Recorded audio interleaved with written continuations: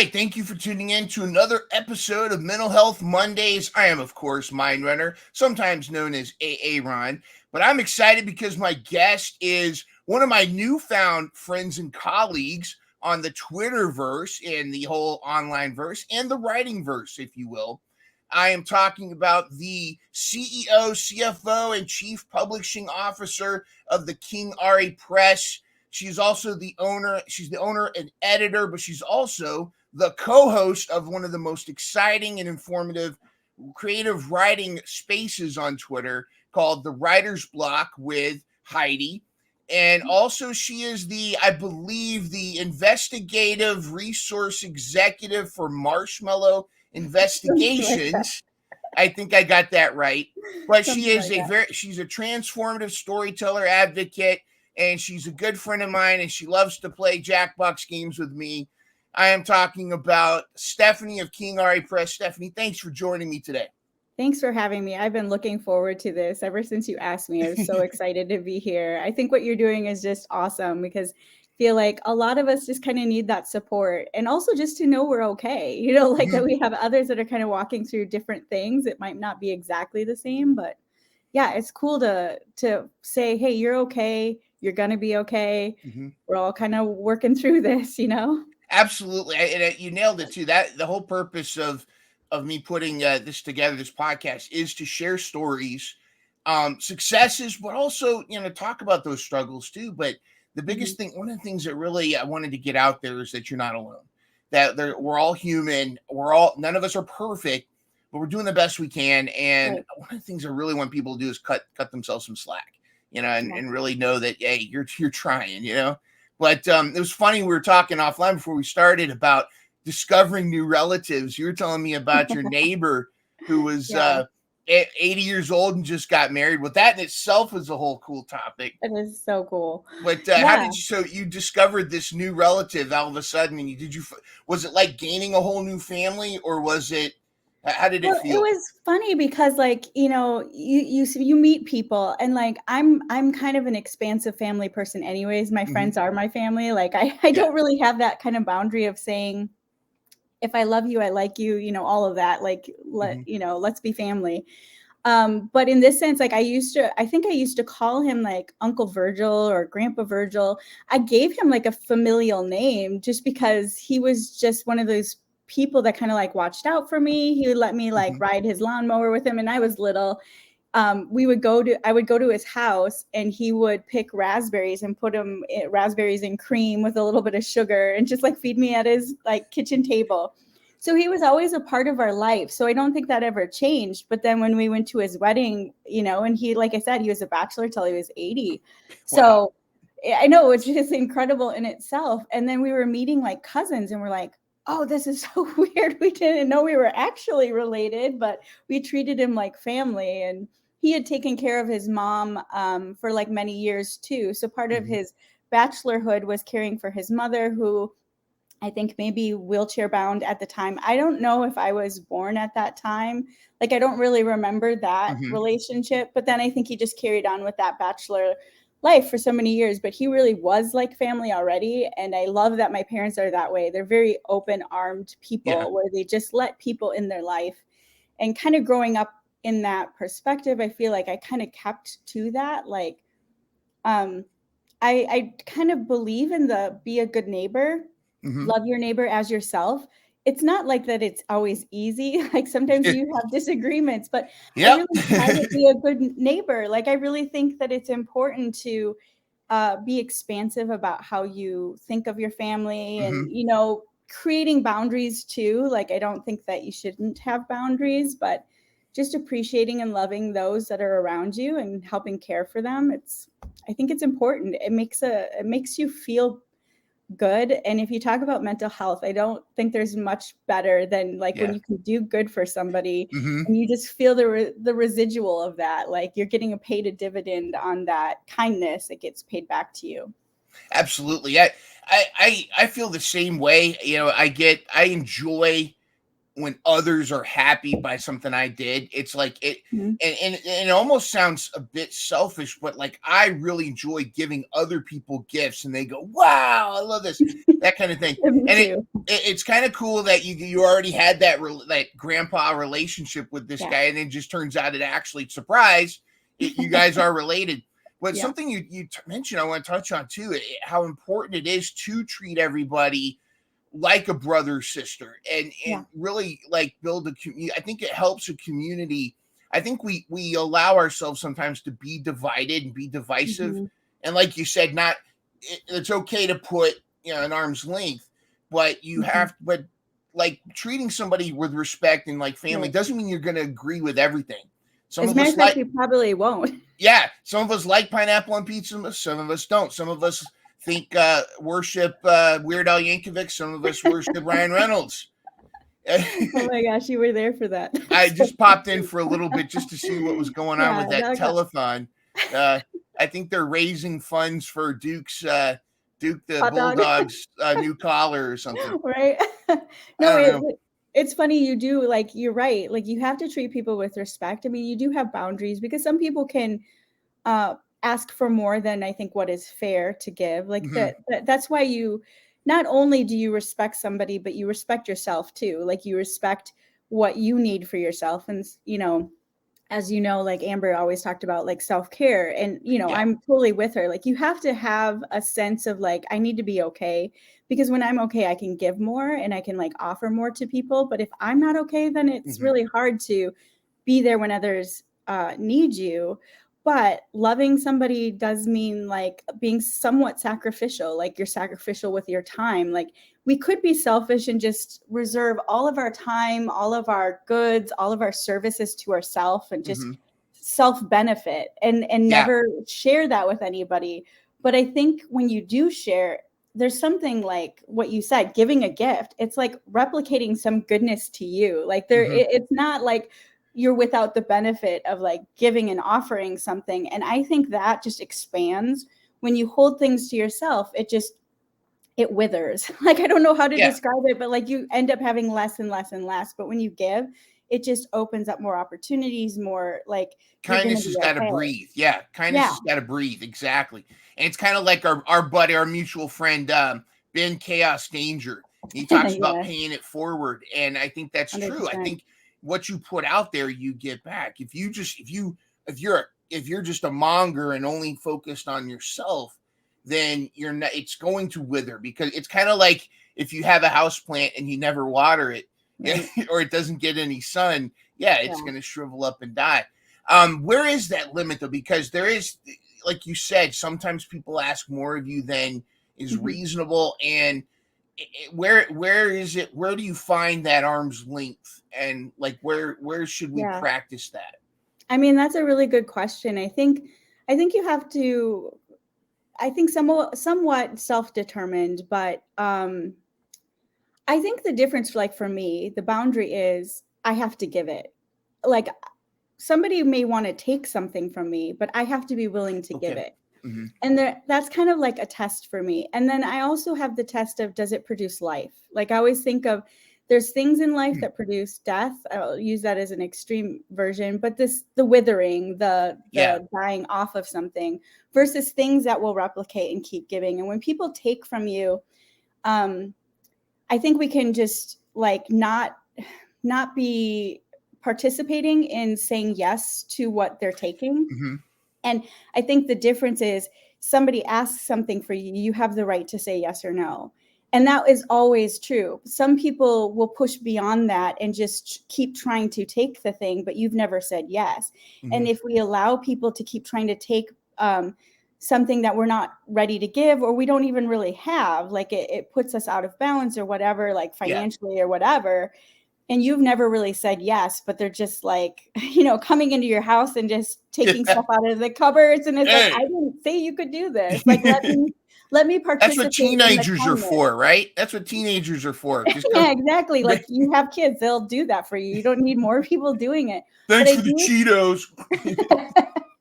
and that's the thing. Like, I think you have to be willing to say yes, because the reason you want somebody to say yes is that that's them showing kindness. So Hmm.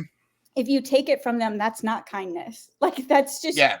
healing, really. Like, and sometimes I think we can get out of balance with that. So making sure your yes and no is something you're offering. Yeah. And the same way, people on the other side respecting those yes and no, like recognize that it's a gift. Nobody has to give you anything.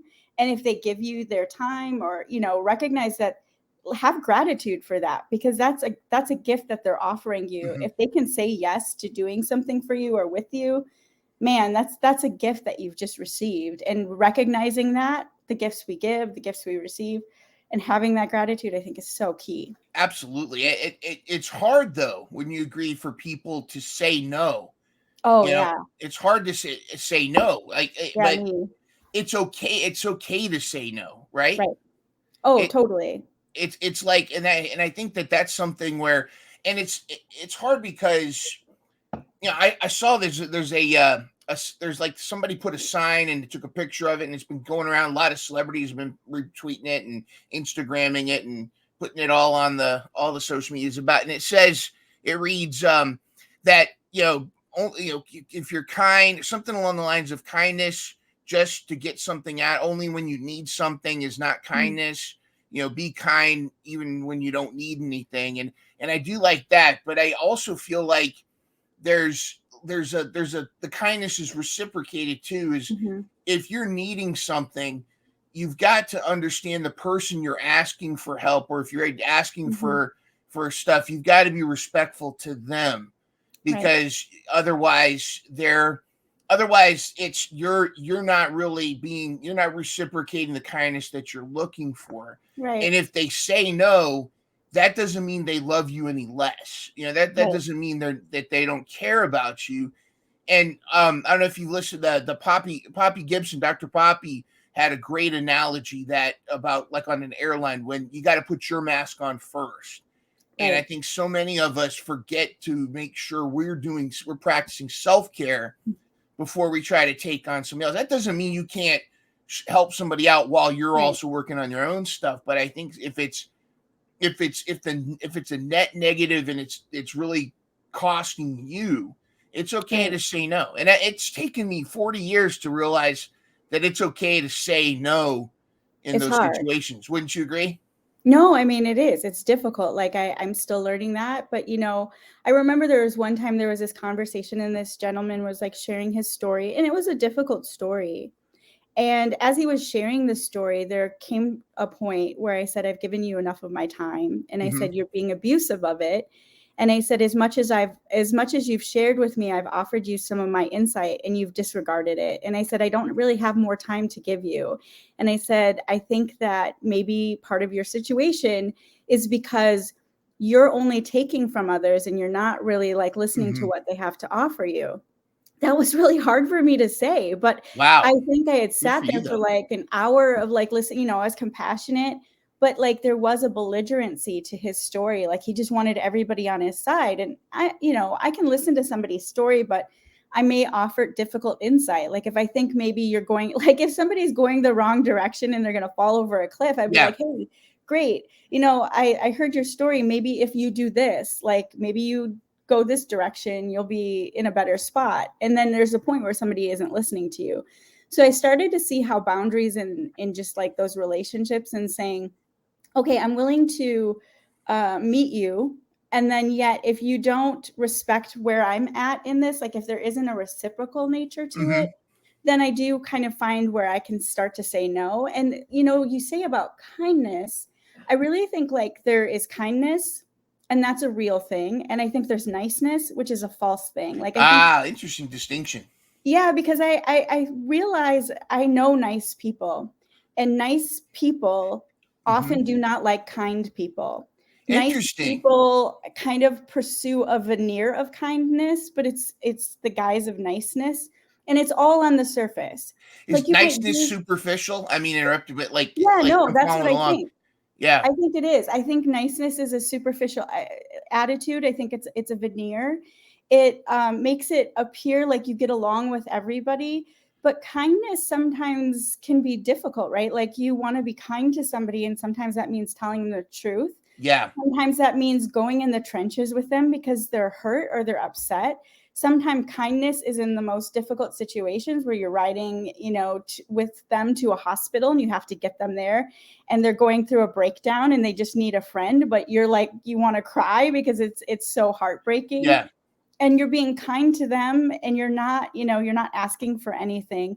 Niceness would just make the appearance of doing those things without really substance of true kindness. And even like going back to what you were saying, I think sometimes it's not even about the give and take relationship. Sometimes I think it's about walking alongside like respecting somebody that like we try to help somebody and say, oh, they need this, and then just give them the thing. And then that somehow like will help them. No, sometimes it's really just being with them in the difficulty. Like maybe you can't solve their problem, but like, can you walk alongside them? Yeah. Can you help find them resources? Can you respect them enough to say, yeah, hey, we've all been there. But I'll be with you in the difficulty and I will try to help resource you, but I'm not going to embarrass you or, just try to like Santa Claus the situation. It's just give you gifts and, because that's not always going to solve the solution. And so sometimes that's also an aspect of niceness is it can Santa Claus people and just like try to solve everybody's problem. And you're going to wear yourself out like that. Like, I just don't think that's sustainable. Only give Even what just you for can. you as the individual. What's that? Yeah, only give, like, you should only give what you can. But yeah, it's almost interesting. Like, being nice is talking to somebody that has a booger in their nose and still just talking to them, ignoring the booger. Right. Being kind is pulling them aside and say, hey, dude, you got a booger in your nose, man. Here's a hanky. That's being kind. Because totally. And you're and then being cruel is look at the booger. Right. That's like there's you in front of everybody. Exactly. So like being kind is that pulling them aside and saying, hey, listen, buddy, but being nice is not addressing it and just being like, so how was your day, huh? Yeah, got allergies today? That kind of stuff. And they're not really paying attention. They're not really and like honestly, what I've observed is that people that tend to be nice really won't like people who are kind because it does make them not look as good, which is really weird because it is such a veneer and it's on the surface. Because then they start to see the substance of kindness, which is what they don't necessarily have. And I had a friend, so you talk about like the booger in the nose. I think I was eating something and I had like a crumb on my face and it was so cute. She took a napkin and she's like wiping my face like a mother to a child. Yeah. I just started laughing, but it was really because she was caring for me, which was really sweet. But she and I both started laughing and I'm like, really, did you just like wipe my face with a napkin? But it was because she cared about me. Like she wanted to make sure, and I was talking. So she was like not trying to interrupt me. And it was very sweet, but also like just made me laugh. But it was true kindness to like wipe my face. That's awesome. And that's true kindness, and it wasn't like, hey, you look, let me wipe this off your face loud in front of everybody. It was just, hey, I got you.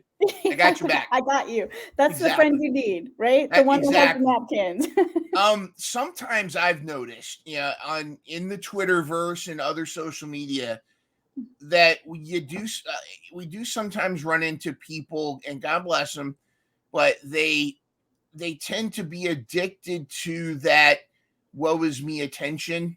Like they'll post like, I'm having such a bad day and woe is me. Do you think that social media sometimes enables that a little bit and also taps into folks like us who are empathic and want to help?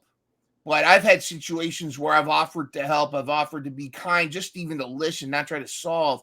And it just tends to be almost like a waste of time because they're just feeding off of that attention. Have you experienced that sometimes? Yeah, the victimhood scenario is really a big deal. And I don't know I think social media enables reach. And so because of it enabling that reach, I think there's a lot of sympathetic people. And in some ways, I would say that's the caution of niceness, right? Like, because I think, and when I say like niceness, I can be nice, but I want to be kind. I think that's the difference. Is like, I know when I have the attitude of niceness where I'm not really paying attention to what the person needs and I just want to look better in front of it. I Yeah. understand the veneer and I just want to like look like I'm doing like I care, but I really don't have the time or the attention to actually give. So sometimes that situation really offers people an outlet to do good in front of others, but yet you don't know the person. So you don't really know the person. Like you're not in their sphere. It's all online. Like we can try to know each other, but I think there is like going back to the neighborhood situation, there are people directly connected to you. They're in your sphere. I do think like care and kindness kind of works outward from your circle, and as much as you can do, that's where you have to start. Because and if you're giving resources way far afield of your neighborhood, your neighbors, your family, then you're missing out on maybe what's like right in your sphere of influence. And so I think the victimhood kind of causes the social media reach that can get a lot of like false help that's not really helping that person because you don't know their daily life. You don't know what their situation really is because it is, again, it's just another form of the veneer. It's another form of the surface, the wall between you and that person. And I wish that it was true that we could really, you know, when we can connect and like actually reach through the computer so that like you and I, hey, we met and I'd be like, you know, I know you. And I'd be like, oh, dude, I really want to help you. I know you're struggling with this. I would love to. But that's because we've connected and we've gone a layer deeper. But I think a lot of those are just like really on the surface and try to connect with those people. I just don't think they're not there for that. And maybe that's why. That's not their point, I guess. That makes sense. That makes sense. I don't know if it's necessarily always bad to just be nice though. Like, you know what I mean? Right. Like, because I think you and I feel the exact same way. I just wanted to kind of clarify. I think for both of us that we're not saying nice is bad and kindness is good. We're just saying that kindness is more. Does that make sense? More. Yeah. And it takes more out of you. It's definitely more of a yes. Like I think sometimes you do need to be nice. Like it's better not to say something mean, you know, like holding back your tongue, especially if you don't know somebody. And I guess that's also like, how close is that person to you in your sphere? Like sometimes just be nice. Don't be mean. Don't be a jerk. You know, like those are like good models. Right. But I do think like maybe we put too much emphasis on being nice when kindness is really the substance of the thing we really want to do. But our sphere of influence is, I think, limited to who we really interact with, who's really in our sphere, who's really, and you shouldn't neglect your family. You shouldn't neglect the people close to you for the sake of others. But also like when it comes to me and my husband, we're a lot of times on the same page with that stuff. So like we together will extend our hand outwards towards people. We'll try to help people and we have different capacities. So, you know, like we look at each other as an extension to show kindness to somebody. And so our spheres can expand differently, but a lot of times we're on the same page. And so like we're okay together. And then we use our resources as we can outward. And I think being on that same page really helps. I think you're absolutely right. You know, my wife and I are very similar too, where she's very we both can try to be kind, but it can get exhausting and draining when so many people like she has her office here at where we live, and then she's on and she's doing all kinds of phone calls, talking to people, she's a mile a minute. And then she'll go outside to get a breather for a break, and then people in our community come by and try to talk to her. And I mean, she's kind of like the mayor of our community, like I mean, in a way, because there was a fire down the road, and everybody was waiting for her to come out and talk to about it. And I've joked that I'm going to build her a podium so she can come out and do like press conferences, and I'm going to be her press secretary and come out and say, "Oh, she's not ready." But it's sometimes it's exhausting. Sometimes she just wants to go out and have silence, and I felt the same way. And when I was in the classroom teaching versus now I teach virtual. When I was in the classroom teaching, it was the same kind of thing. I'd have a packed classroom of 25 plus students, sometimes 28, and I want to give every student the attention. But if I'm having every student wanting that same attention at once can Mhm. be overwhelming. And sometimes I'm like, hey, Mr. Burden's got to step back and Right. have a breather. So there's definitely that self-care Yeah. aspect to it. And it's interesting when you mentioned about your community, like building a community, like that there's a concept called your distributive mind. And Mm. Anthony, he was my friend that we talked about. He's an adult with autism, and Mhm. he has very deep thoughts about it and very retrospective. But he talks about autism and how that affects his life. And one of the things he talked about is the distributive mind, where you're more than just yourself. When you build a community Mhm. where of respect, you have, like, it's almost the human equivalent of a external drive. Yeah. Like you and I, if I might have a bunch of writing ideas, but I might be Mhm. struggling on a couple things. But then Yeah. extending to you, you're like, Right. well, hey, Aaron, have you tried this? Have you Right. this? And hey, what about try this thing? And it's that kind of thing. That's why I feel like it's important to build that community. Have you 100%. Do you feel like it's stronger? Like, do you feel like things, like not just writing, but in general, you building a community is important because it makes you better? Oh, 100%. As a matter of fact, I don't know, like, it's just amazing, like, our neighborhood, just I feel like Mhm. all of my neighbors were, like, really kinda connected. We all have our own lives, but, like, um, we haven't been here very long in this neighborhood, but, like, on Wednesdays, we have, a Bible study where these Mhm. ladies, we just get together, we just hang out and we talk. We'll have, like, wine, or we'll have, appetizers, and we just talk about our lives and things that are going on. And it is faith-based, so we talk about that too. And we Mhm. all come from different backgrounds, but there's just something so sweet about, like, gathering together. And my one friend, her husband was a composer and would compose music, and then her son writes poetry and sings songs. And just like, my life is richer. Like, it's Yeah. not just that it's I need to be entertained. It's just like my life is richer knowing my neighbors and knowing Mhm. this community and being a part of this community, even if I have something to offer. But in this example, my one friend, so of this group, her, I think it's niece, had a publishing company.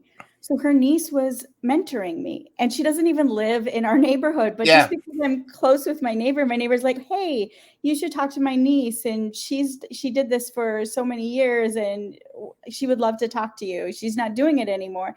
I'm like, "How amazing is that?" Like, Mhm. just the fact that she's offering this to me, and it's such a sweet thing, and now I get to connect with somebody else that, like, understands what I'm going through and can kind of mentor me in the process of things I don't know through experience. And I just love that. And that's just opening yourself up to people in general. But, like, um the other thing is like, here, like, the same neighbor, like, when one of our neighbors' husbands died, Mhm. she was there. She created a community just around those who were, like, widowers, and, like, they would meet together and they would Mhm. have food, and she would bring them things if they were sick, and just caring for them because they were in such deep sorrow. And it's just like, wow, we can offer that to each other. And so she's Mhm. just a really great example to me. But definitely, like, I feel like I am more because other people are in my life. Like, I Yeah. don't wanna be like, I think sometimes, like, the hermit mentality, though I understand the desire to be isolated, you can't know yourself if you're Mhm. alone. Like, True. 'cause you reflect Yeah. yourself off of others. Like, you get to know yourself, like, "Hey, that was a crazy idea, and I'm so glad that they said whatever they said, because otherwise I wouldn't know that that was a Yeah. crazy idea I was thinking." But, like, testing that off people, that I'm like, "Oh, yeah, that probably isn't a good idea," This or this whatever. this comes back to our kindness. The difference between kindness and niceness. Niceness, I think, sometimes is when people just validate you and you create an echo chamber. Where Right, kindness is somebody that's willing to debate you on something. right. I love my dad to pieces, but he's retired military. He's Mhm. had such a his life was almost Hemingway-esque. Oh, Like the really? stuff that he's done. I'm trying to get him to just to record his stories. He's got so many stories, Oh. he was Navy cap. He retired Navy captain. He worked for NATO. He was logistics for NATO. Before, with all the military stuff going on now, but now he's retired. But he's kind of got himself into this bubble of self-validation, not self-validation, but like an echo chamber. Yeah. And so he's not used to people challenging him, except there's one family member that will challenge him respectfully, but it's like he craves that and it's so important to have somebody to bounce ideas off of, hey, to let me know, do I have a booger in my nose, that kind of thing. Exactly. And but the inverse can be true too. Do you agree? Right. Like, is it important to identify who in your circle might be toxic rather than helpful? Right. Like, I think there are a couple of people I have in my life, friends from different parts of the country. And there are two in particular who we don't always agree. As a matter of fact, we don't agree on a lot of things. I love them completely. I love them. I love their ideas, and they do make me think. They make sure that either what I'm thinking, I confirm it. Like, like we can disagree, but I'm still going to hold to my position. Like, I think this is better, but I also respect where and how they get their opinion. So, I'm okay with disagreeing. I had one friend, we love to disagree together. Like, we love to work out our ideas. And I will say, of all the people I know, and I have a lot of people that, I'm in great relationship. We don't disagree very often. Like, as a matter of fact, we hardly disagree. We are in concert in so many ways. But these two people, and one in particular, would go to the mat for me, and I'd go to the mat for them. Like, their fidelity in the friendship, like the fact that you can disagree and still love somebody, that is powerful. Like, that's a true friend. And not that the others aren't, but it's that idea that, like, they see your value, you see their value, their stories are important, their experience is important, and they open you up to thinking in ways that you don't. It doesn't mean that you have to give up your ideas or your beliefs, but that you can keep refining them together. And I always think, if it's true, it'll come to the surface. Like, I don't ever feel like I own the truth. I just feel like I just want to discover it, or I want to understand something. I want to think of things better. And so I love people that allow me to do that. Some people don't offer you that. Like, some people won't go deep with you. They're not really there for you. They're there for themselves. And I don't know if it's more of a quality of narcissism, or if it's a quality of self-preservation, or I think sometimes there are relationships that are built on fear, not fear of you, but like fear of, like, I don't know, like fear being of seen a certain way, or whatever, whatever that insecurity is. And so those usually aren't probably the relationships that will have longevity, I guess, or at least I haven't noticed that for me. So no, I agree. And I think there's such a thing as toxic friendships where it's either one-sided, or it's taking more from you than it's giving. Right. But it's hard to sometimes see that.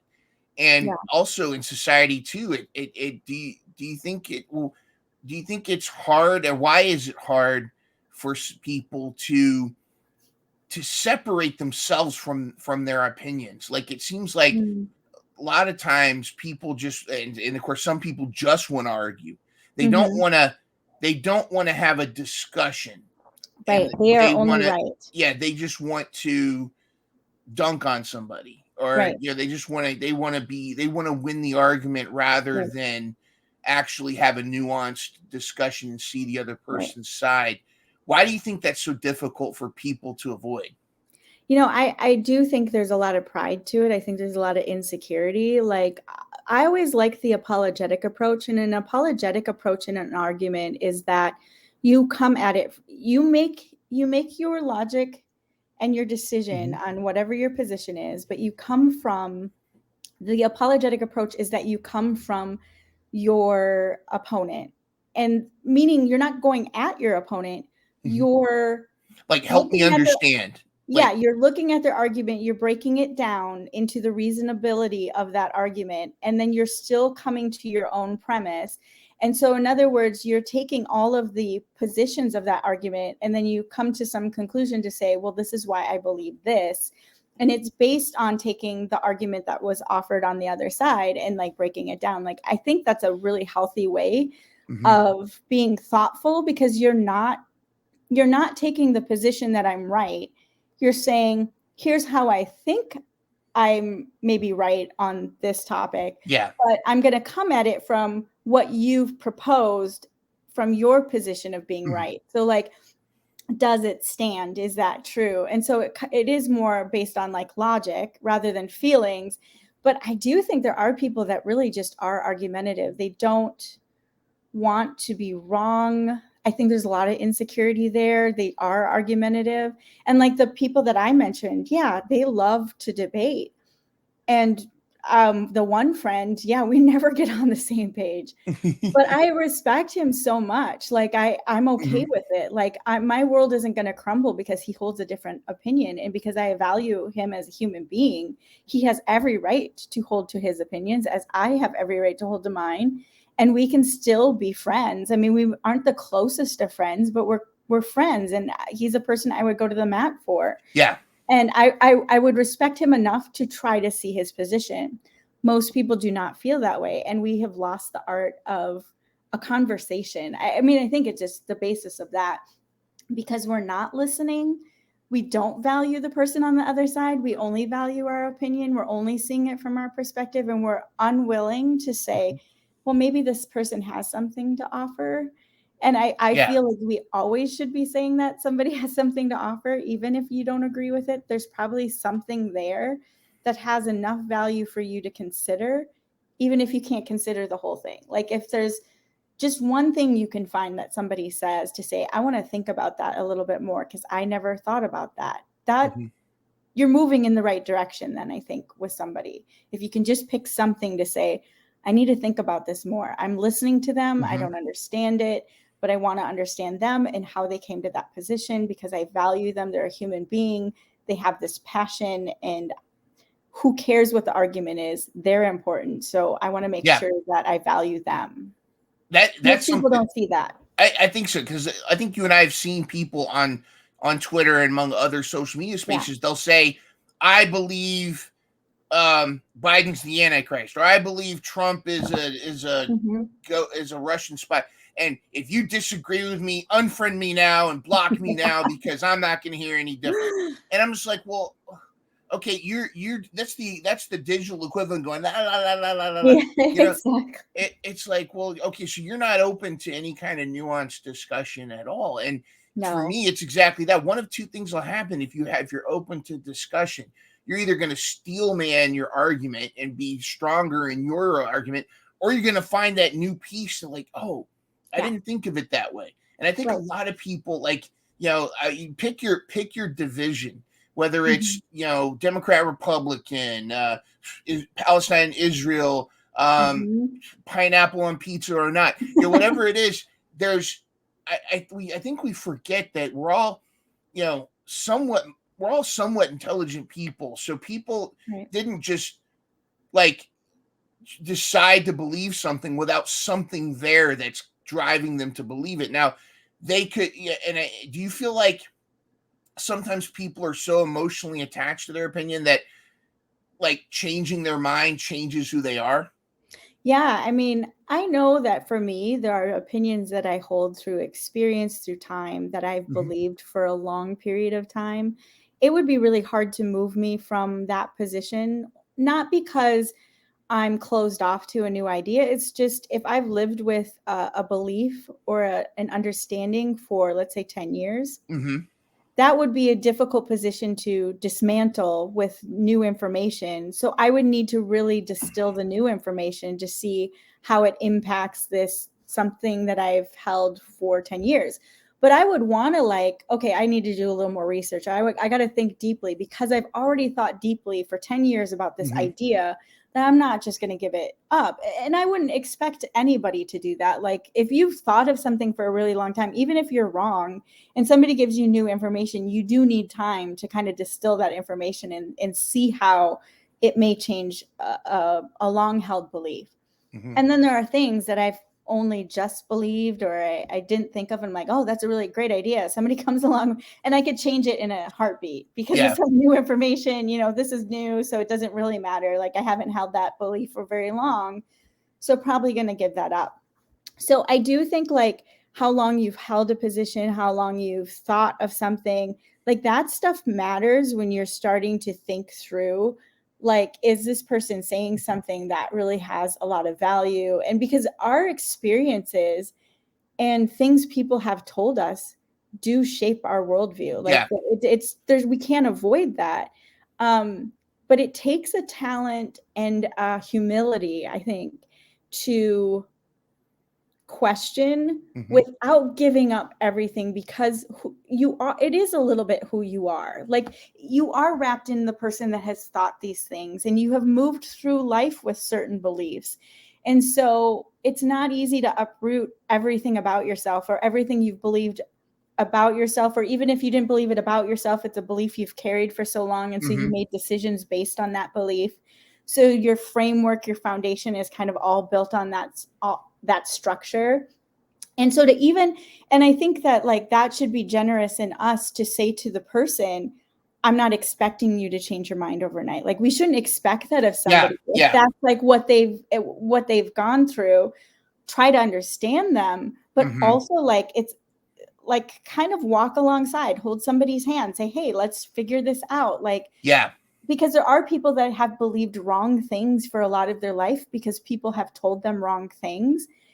And that's like, I mean, think of a cult. Like if you grew up in a cult and knew no other world, how heartbreaking would it be to wake up and realize everything was a lie? And you sit on a throne of lies. Right? And the trauma of that, like, oh my goodness, like, and that's where you kind of need some gentleness and care to say, hey, this person is going to go through some traumatic realization that that's not the world they're actually living in. How do you support them into rebuilding that framework? Because a lot of their identity has been shaped in that long held belief. Absolutely. Bill Burr has a great line in his act where he talks about Caitlyn Jenner, and he talks about how, we can be compassionate and kind, but, if when Bruce Jenner became Caitlyn Jenner, you can't just expect everyone to be like, oh, so Caitlyn, how you doing? So how about this housing crisis? Because he says like if I shave my goatee tomorrow, people are gonna be like, whoa, you shaved your goatee. What's going on, man? Wow, I didn't know you looked like that. But if I change my gender, we're just supposed to be like, oh, so anyways, what's going on? It doesn't mean you're not kind. It doesn't mean you're not going to be, like you're not going to discuss and move towards that thing. And you're absolutely right too. Like you see folks like that come out of like Scientology, or people that come out of like very, very, very hardcore religious cults or what have you. There's that recovery period. People don't just snap their fingers and change their mind. And so I think that's where kindness can come in as well.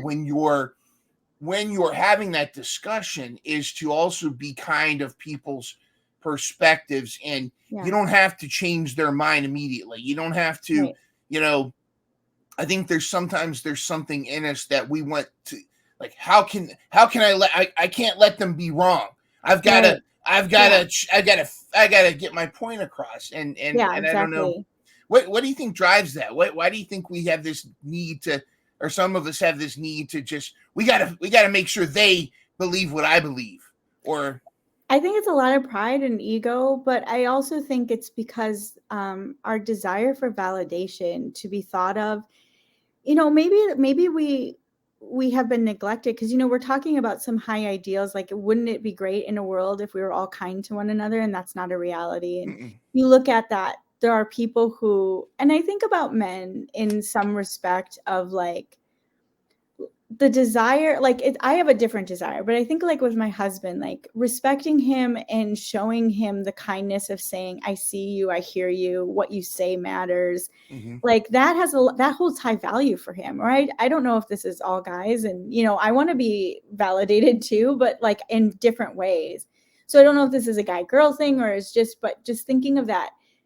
need for validation. And when you're not validated, if people haven't been kind to you, if they don't listen to you, you may just get fed up and be like, I don't care, this is my Yeah. opinion, and you're gonna listen to it or not. But I think over time, there's that feeling of not being heard for so many years, and you're just fed up with it. And so, like, I could say it was all ego, but I don't know if it's that always. I think that probably fuels it. But I think the reality is that when you've been invalidated for many years and you do have an opinion and you don't feel listened to, you may just get to a point where you're just fed up and you just want to say what you have to say and be like, just do this. Just listen to me. Like, it's not crazy. And they might be right.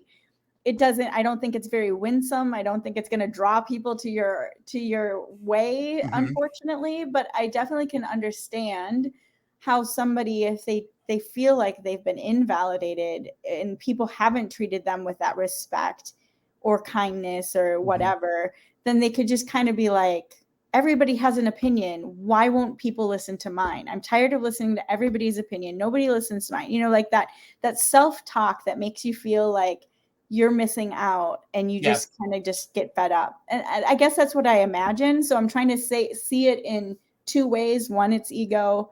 One, there's pride. Those are true. But I think also that feeling of invalidation for so many years can just lead you to just be like, that's it. I have an opinion and you're going to hear it. Yeah. And I want you to believe me. Yeah, you're going to believe me. And I think, is that the risk of othering people?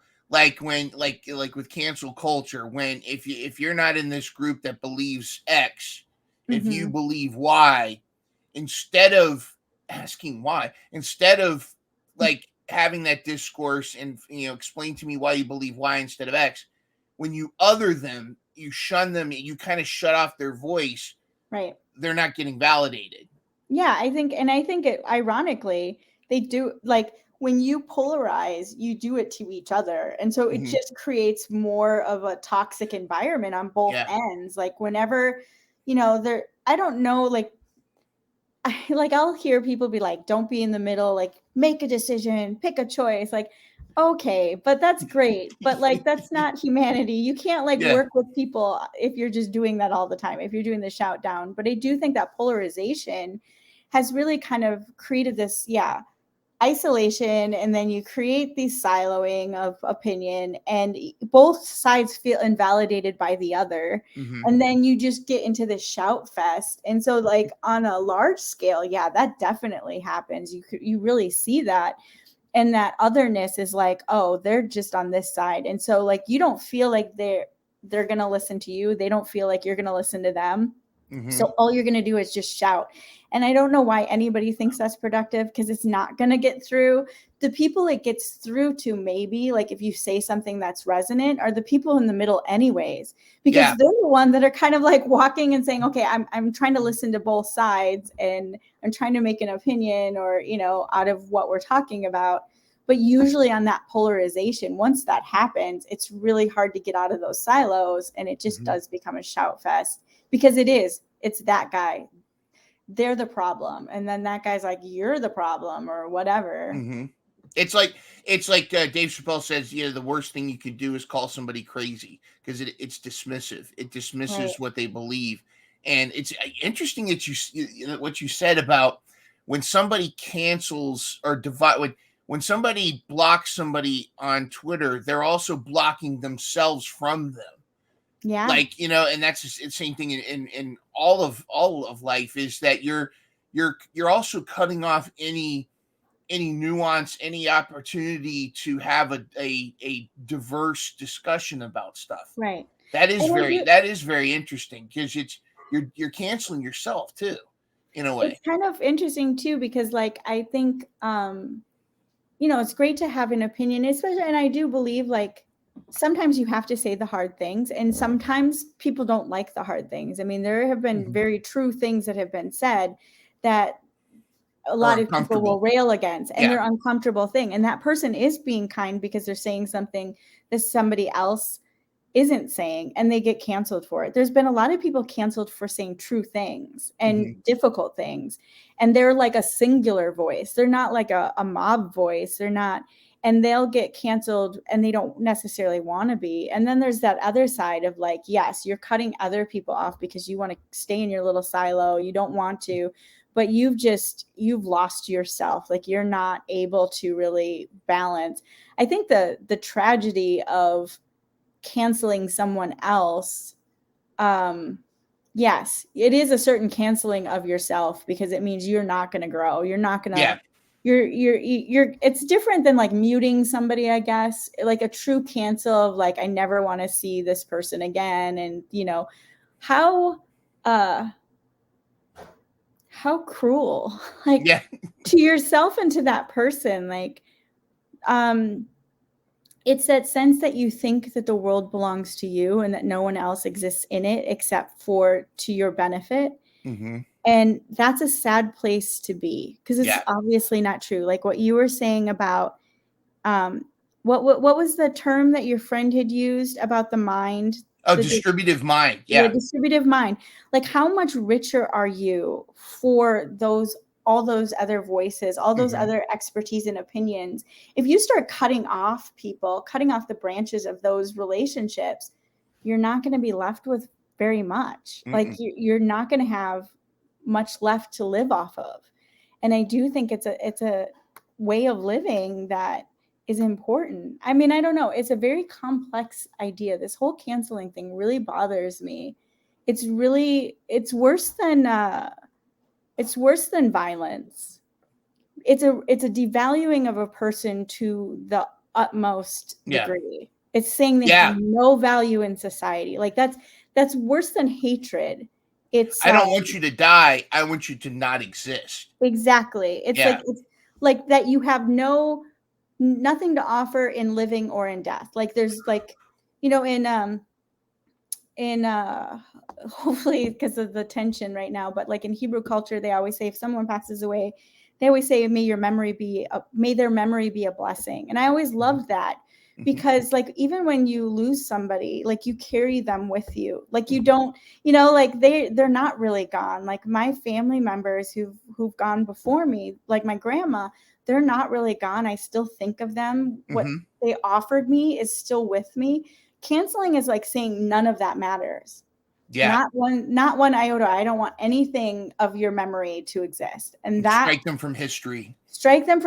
And that's apathy. And I think apathy is far more dangerous and more insidious than hate. Hate actually like has an emotion attached to it. Yeah. Apathy is like, I could care less. Yeah. Just whatever. Gone, wiped out. Well, Steffi, it's a good thing that all of the major issues in the world are very easy and simple to solve and are not nuanced at all. It's so good that all of these issues are just, you're either right or you're wrong. There's no middle ground in any of these issues, so we're not really in danger of that, because, and of course I'm being completely sarcastic, right. but it is right.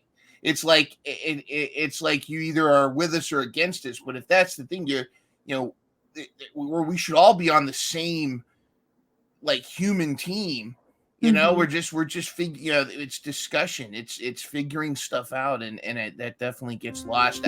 All right, we're gonna take a quick break from solving all of the world's problems to tell you about a good friend of mine and a service she's offering. Are you tired of feeling like your dream financial future is out of reach? Are you struggling with overwhelming debt, trying to pay off your home early, or simply wanting to give more? Well, my good friend Vanessa Rutter Jackson is here to help. An educator and military veteran, Vanessa is here to guide you through the confusion and make your dream financial future a reality. With her certified financial coaching services, she'll help you create a personalized plan that sets you up to win with money. As an educator and a mother of two, Vanessa understands the challenges of scraping by and stretching paychecks. She's been there, and she knows how to navigate the financial landscape to help you thrive. Don't let financial stress hold you back any longer. Take the first step towards financial freedom today with Rutter Jackson Financial Coaching. Reach out to Vanessa today for a free 45-minute consultation at varutter34@gmail.com or go to tinyurl.com/RJ Money Coach. That's varudder34@gmail.com or tinyurl.com/RJ Money Coach. Remember, it's never too late to take control of your finances and achieve your dreams. Start your journey to financial freedom with Rudder Jackson Financial Coaching today. All right, now let's get back to solving the world's problem with the most charming host on the interwebs. 100%. Have you part of the writing process, and I do want to talk about King Ari Press, and you never know. I know somebody that might be wanting to look at you to get something published because he's got something written. Nice. But I want to actually do talk about what got you into that. But before, I want to go back to the kindness and because when I teach creative writing to third graders and fourth graders, we talk about the writing process, and we talk about respectful advice or being respectfully honest with each other. And we talk about we're a writing community. We all want to build each other up. It's not like my story's been your story. And that's tough for third graders too, because they're already starting to get that sense of who they are and trying to get them to remember. But it's important to be respectfully honest. And like we would have a writer's circle where we would read each other's rough drafts. And for content, not for spelling, any of that. I don't get to that till final edit. But they read for content, and then we'll take turns talking with each other about what we liked and what we would like to see them improve, what can make it even better. But it's hard for kids and it's hard for adults to go beyond I liked it. Yeah, right. Or I didn't like it. You got to examples. How hard has it been in your position to offer that kindness of respectfully honest yet expert criticism? Where and has it always been? I mean, we've heard about the one guy that just was going on and on. Has it always been well received?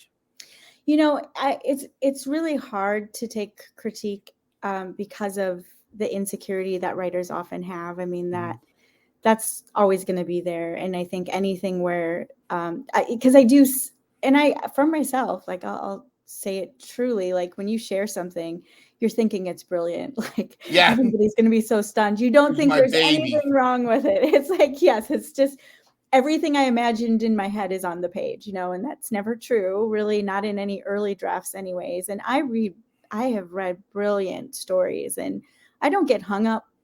I don't get hung up in the grammar. That I do read for content. I read like, does this story make sense? But I do focus on like, how do you make it better?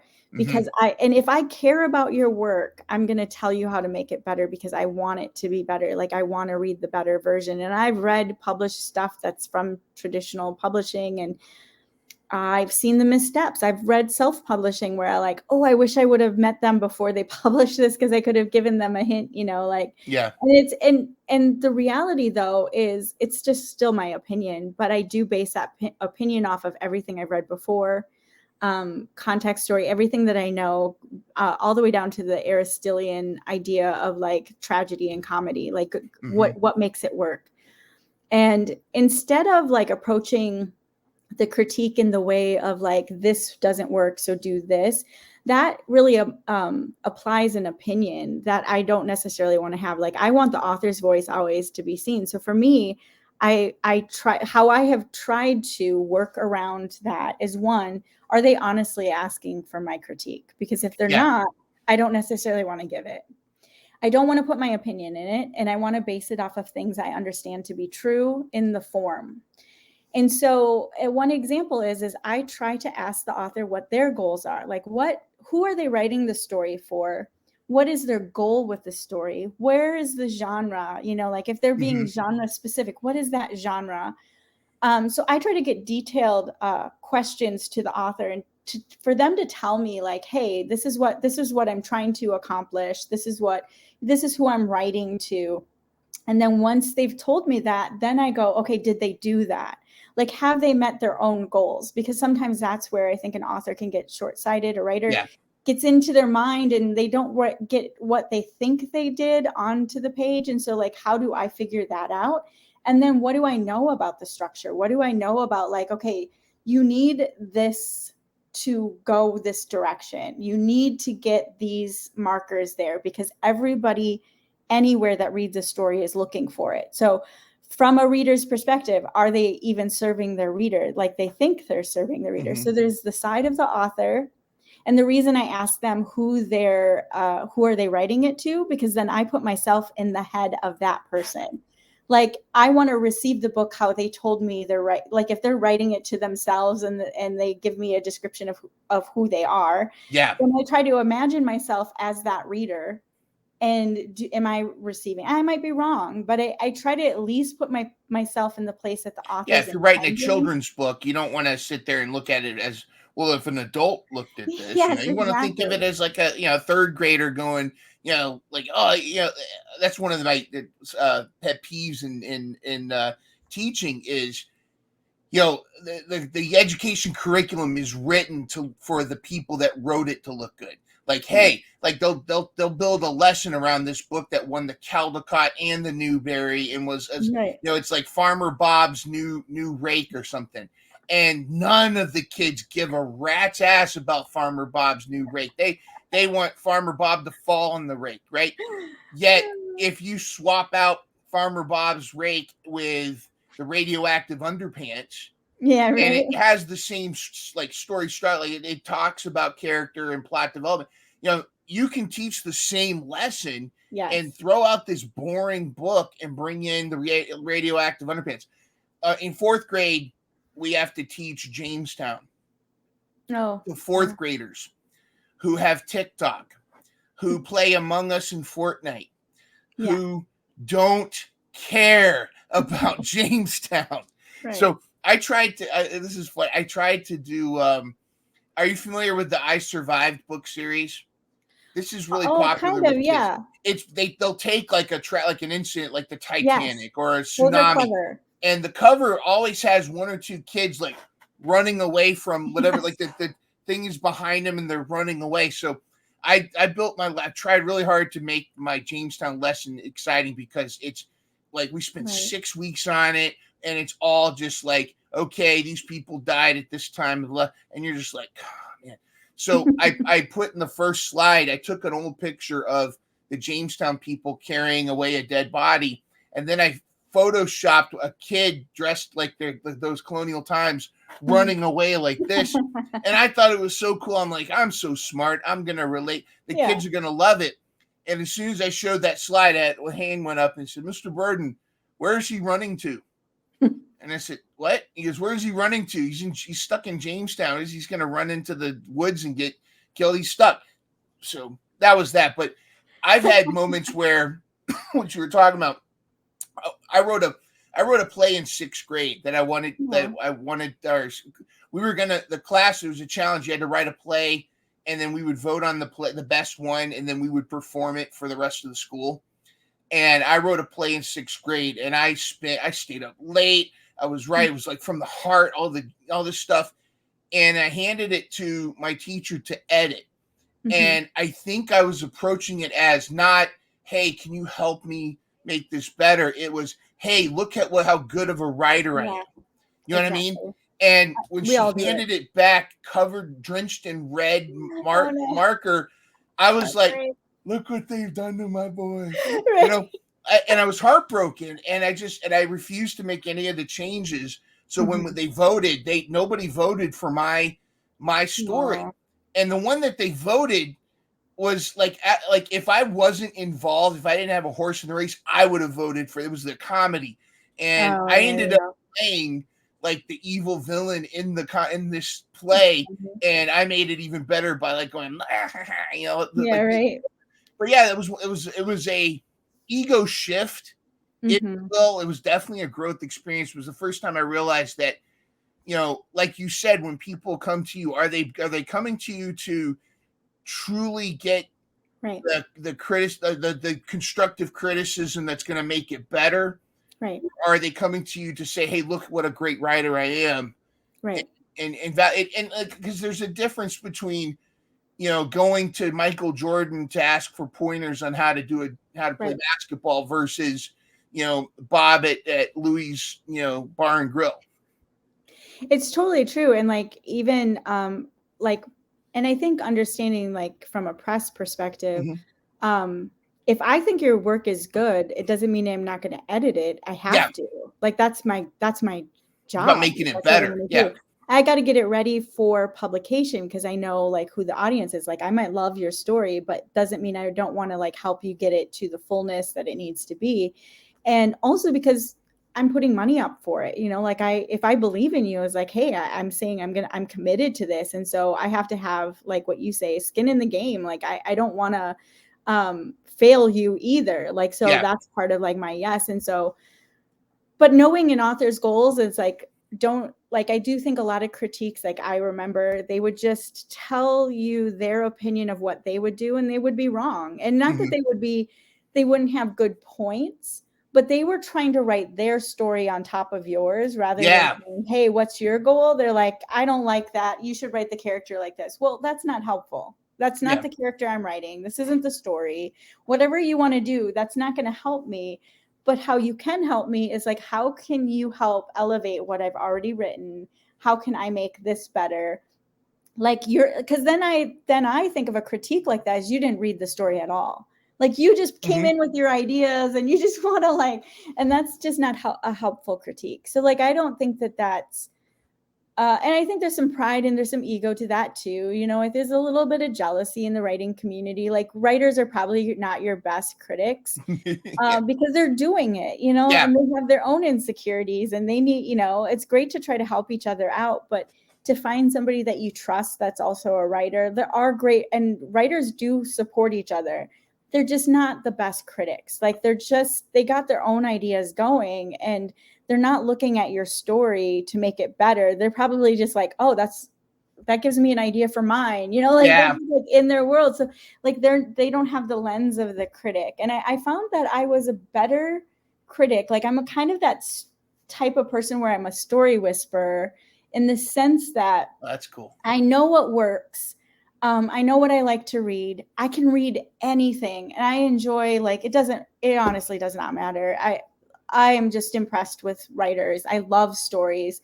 And I was on Wattpad for a while and I was reading like story, like what you did with kids, like they were 13 and 14-year-olds. And, it was just to see them and their excitement. And, it wasn't like, I don't know, it wasn't going to be on the New York Best Times list for a lot of these stories, but just what was on their heart, like what they were sharing. I just thought was so like raw and unique and clever. And they needed some growth. And I think part of the growth of a writer is get a million words on the page. Then, then let's talk. I'm not saying like you have to, but it does feel like you have to keep writing. You have to just keep building your skill. And you're going to look back at the stuff you wrote, probably your play.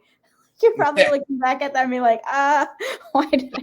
It was terrible. I mean, I will, tell you right now, it probably was good, but where you've come from, like, how much you've grown since then. Yeah. From an audience standpoint, I was writing this after school special type thing with drama, like serious family drama. And I think I was trying to work through some of my own family dynamics. My folks had just divorced and I was kind of trying to put some of that in there. It was very heavy for a sixth grade play versus this like zany murder mystery, mad scientist, sci-fi kind of goof, like almost Zucker Brothers play. Of course, that's going to be the fun one. And of course, and that ended up being, and it was great. Yeah, but it just wasn't, yours wasn't the audience. Like that wasn't the audience that you're, but doesn't mean like, and that's the other thing is knowing your audience. Like that's a big tip because like, that's the other thing. And it kind of is a market, like marketers will say this too, is know your avatar, know the person you're writing to, like know who's on the other side. You don't need to write to everybody, just write to that one person and speak to them because it'll resonate with them. And sometimes that person's you on the other side of that. And it gives you kind of more focus to say, like, I'm writing this story for somebody who enjoys this and I want them to appreciate my story. You reach that, then you're good because then you will build an audience from that because that person, if they feel like it resonates with them, they're going to tell other people that like that stuff, and it's just Yeah. going to keep going. You know, And making that quality universal too. Like that would be key. It's interesting because a lot of this is, of course, this is one of those trends that people are saying, but there really is something to it. A lot of times people, and especially like training seminars and whatnot, people talk about finding your why. What is your why behind this? Why do you do this? I think you just touched on another question we also need to ask as writers, as creative content creators. Yeah.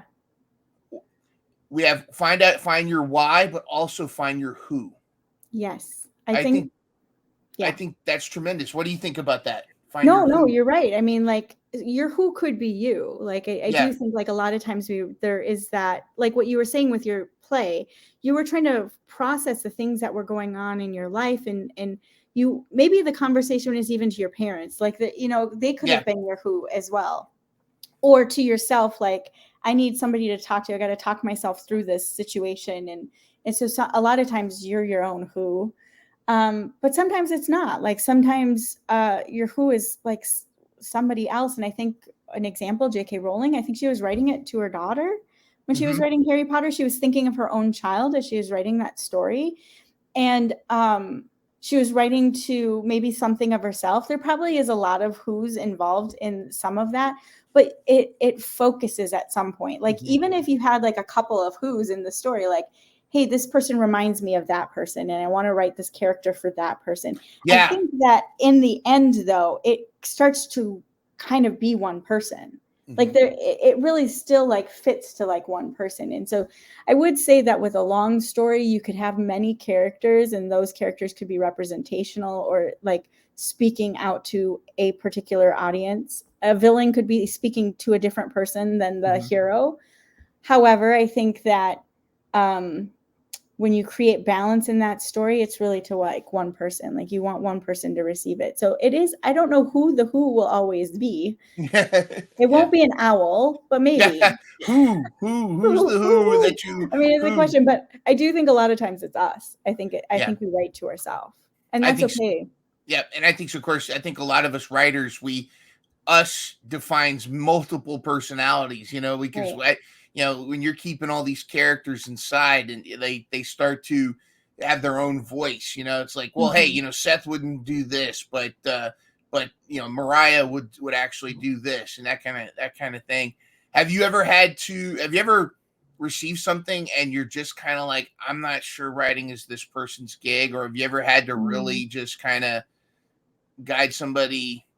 I think I wouldn't say I've never thought that it wasn't somebody's gig, because I think that everybody has a story in them. I think the problem with somebody who maybe is new to the field of writing is to think that you can just do it. Yeah. Like I think like writing is it's a job, it's a skill. It's a skill honed over many words. Like I said, I think you have to write many, many words, many stories, you have to study many books. It's like anything, if you want to excel at it. And not like some authors are just great storytellers. Like one author that I think I've mentioned before, Joe Ide. He has written, I try to remember, I'm really bad at remembering titles of things, but he's written like series, they're like mysteries and stuff like that. And I saw him at a writing conference, and he's a natural storyteller. Like it makes sense that he's a writer. The way he talks is in the story form. And I don't know if he's always honed that. And like, even as a kid, he may be just gifted in that way, but somehow he got his ability to tell a story and he translated that into fiction. And so I'm sure he goes through process. I'm sure he goes through drafts. I'm sure what he says isn't the only thing that you see on the page. It takes time and talent, and he definitely has it. So he has a natural inclination towards the story. And I think there are people that do, but I even know that people who can tell a story might not be able to write a story, because it is a skill. It's not just something someone can do. And I think I think there are people that approach it like, oh, I want to write this story. This is a great story. I would never say that, no, you can't do it. I would say you can't maybe do it today. Yeah. Maybe you can, but probably it's like, not. This is what you need for the next level. Like, okay, here, if you're serious about this, then Work at it. Do it. this is the next step. And that next step may be a very basic, low level step, but if you're serious about it, Right. you'll eventually get there. It's kind of like, practice does maybe not make perfect, but practice helps Yes. you get there. Hard work. Absolutely. One of my favorite movies, and I don't know if I haven't watched it in a long time, so I don't know if it stands the test of time, but I was in the 11th grade when it came out. It's called Grand Canyon, and what was really unique about it was it had Kevin Kline, Danny Glover, Mary McDonald, Steve Martin. It was like one of the first times Steve Martin was in a non-comedic role. Whoa. Like he was kind of he's Steve Martin. I mean, you can't not be Steve Martin, but he played like a director, producer guy that gets mugged and shot, and he has this life-changing moment. But at the very end, he's like, "Oh, screw all that. Life is just this." But he made a comment in the movie, and it kind of stuck with me. And I think it's the same with literature. And it's something that I saw on your website and I want to ask you about storytelling and how telling stories and how telling stories can be transformative with the people that read them or view them in the case of a film. And how can art, like the literature, be transformative and in some cases be mentally healthy and help with mental health? Yeah, I mean, one is if you find yourself in that story, or I think where it has been most in my life, like through my life of reading, I think empathy, like the ability to read a story that you're reading almost the mind of someone, a mind that you would yourself never get to if you didn't read that story, especially like books that are written so well, whether in the first or third person. Like sometimes the third person deep, I always love the deep POV. And the reason I love that is because it's the tangible reality around that character. It's all the senses engaged, and you're in a limited view. And that limited view is like what they can see, feel, hear, and touch, like all of those things. And you're in that character's mind. And so like the ability to see that opens up your world in a way that very few things can do. And in so doing can make you compassionate, empathetic towards a situation. Like if you read a story about somebody's difficulty, somebody's heartbreaking difficulty that you've never experienced, and it has a certain tangible reality to the writing that you can just almost feel what they're feeling, experience what they're experiencing, you get to live with them. And I have stories like, I mean, even like old stories, like I always remember Jane Eyre.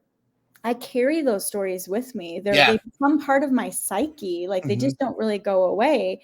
And that is an honor and a privilege. Like anytime an author can offer me something where I can and it was recently I read this book, and it was just a rom-com. It was very lighthearted, but the main character had face blindness. I had never heard of face blindness before. Yeah. You know this, right? It's like I've heard of it years ago, but like I said, how can that be possible? But then I think of things on a spectrum where there's people that are really, really good at reading faces. So there's got to be people that are really, really terrible. Yes. Yeah. Right. That was it. And I like it would kind of was like mind blowing, but like it was so compelling to kind of experience the limited view that this character had in not being able to see faces, and how that translated, how the author translated that. And obviously this author has written other characters that don't have that. And so it's not from an author's lens specifically, but whatever research this author did that kind of created this character. So I thought that was like really interesting. I think it was the author's last name is Center. I'm trying to remember. Catherine Center, maybe. I may have that wrong, but anyways, I thought that was like so cool to kind of like learn and see. And then the irony of that was I was on X, formerly Twitter, and somebody was talking about how they grew up and they can't see faces. Like, wow. And I was like, I never had heard of it before. And now that made me like, okay, I don't know everything about this person's life, but now I know more than I would have if I hadn't read that book. Yep. Like that was the thing that opened the door to understand somebody else's perspective. Like, here's a fiction character. They're not real, but this person is real. And now I have compassion and a little bit more understanding than I would if somebody had said that. I wouldn't have known what that was. And so like that's kind of a brilliant thing that an author can offer to people who somebody did a fan fiction. It's free. I think it's called Flytrap. Okay. You can actually probably look it up. I don't think it was published where you'd have to buy it. It was on Wattpad. And so it's about Spider-Man, and I think the one main character, she's in a wheelchair, and the character has to move through the story in this wheelchair, and it's just done really well. And it's such a clever story. And this person started writing it like in high school, and then they've edited it, and I think they're like in college now or something. But I think I got to the end and I was like, no. But it was really cool to like frame the story in this limited perspective that this main character can only move through the world in a wheelchair, and that creates boundaries and barriers that are unique to that character. I love that kind of stuff. I love that kind of stuff. And I love when authors give you enough to go on, but you've got to kind of do some of the work yourself. Like you've got to kind of figure out like, okay, like things are revealed, but you're kind of like, oh, I this is from their perspective. I see what's going on here.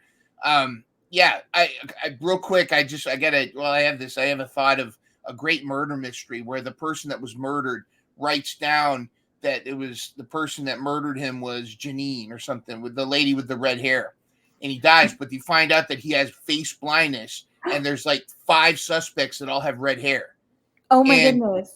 But then you find a red wig in the crime scene. So it's like, that would be a great like moment. I love that. Like, oh no, No, that's really good. Yeah, right. Make sure you get that one down. Well, no, you said it, so it's on the recording, so you have part of that. Maybe cut that out a little bit too, just so you keep your idea. Yeah, the face blind millionaire, the face blind murder. I don't know. Love is Blind, or so we'll come up with something like that. That's great. That's brilliant. I've mentioned this on your writer's block, the pilot episode. I guess it was the pilot episode. I mentioned the book Boy Called Bat. It's a book written from the perspective of a elementary school kid with autism. And what I think is great is it's just like that wheelchair situation, or it's just like when you're writing from a POV, you're inside his mind, and he's telling you how he perceives the world, but you're picking up like all these clues as he's describing them. You understand why certain characters say certain things, like his parents are divorced and he sees his dad every other weekend, and he has a certain opinion about that, but like his sister isn't autistic, and she'll react in certain ways that he doesn't understand, but you as the reader, you're like, okay, like there's a scene where I think I talked about this before, where they're at lunch, and this girl's mom forgot to pack her a sandwich, and so his friend gives her his sandwich, and he just turns to her and goes, he's just doing that because you don't have a sandwich, and she starts crying, your mom forgot, and he says that, and he doesn't understand that what he just said was mean, right? But the way his friends react, he's like, I don't understand, I was just stating a fact, like, and it to me, that's powerful writing, because you really are like, the reader has to put themselves in Bat's shoes and see the world through his perspective to fully embrace the story, to really get what you can out of the story. I love that kind of writing.